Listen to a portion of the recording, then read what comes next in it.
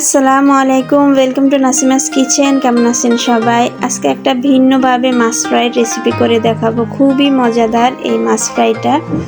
তো মাছ ফ্রাইয়ের জন্য এখানে আমি 8 পিস নিয়েছি রুই মাছ। আপনারা চাইলে কাতল মাছ, তেলাপিয়া মাছ, অন্যান্য মাছ দিয়েও এই ফ্রাইটা করে নিতে পারেন।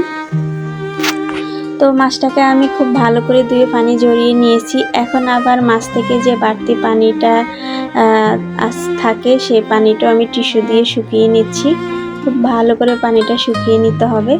তারপরে 1 টেবিল চামচ দিয়েছি আদা রসুন বাটা, হাফ চা চামচ দিয়েছি লাল মরিচের গুঁড়া, সামান্য পরিমাণে দিয়েছি হলুদের গুঁড়া, হাফ চা চামচ করে দিয়েছি জিরার গুঁড়া, ধনিয়ার গুঁড়া, গরম মশলার গুঁড়া আর দিয়েছি গোলমরিচের গুঁড়া।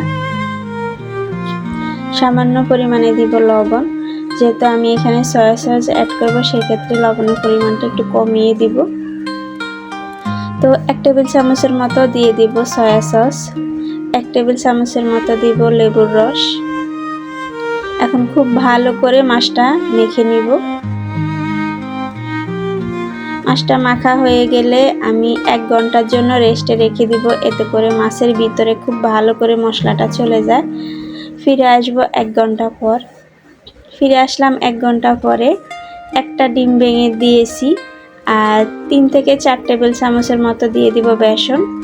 খুব ভালো করে এখন ডিম আর বেসনটাকে মেখে নিব।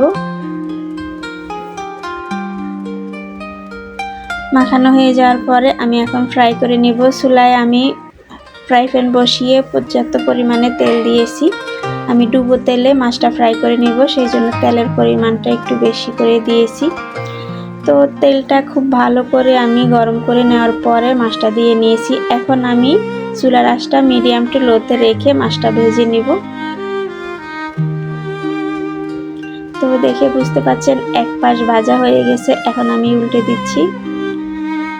ধীরে ধীরে ভাজলে মাছটার ভিতর থেকে খুব ভালো করে ভাজা হয়ে যায় আর মাছটাও ক্রিস্পি হয়।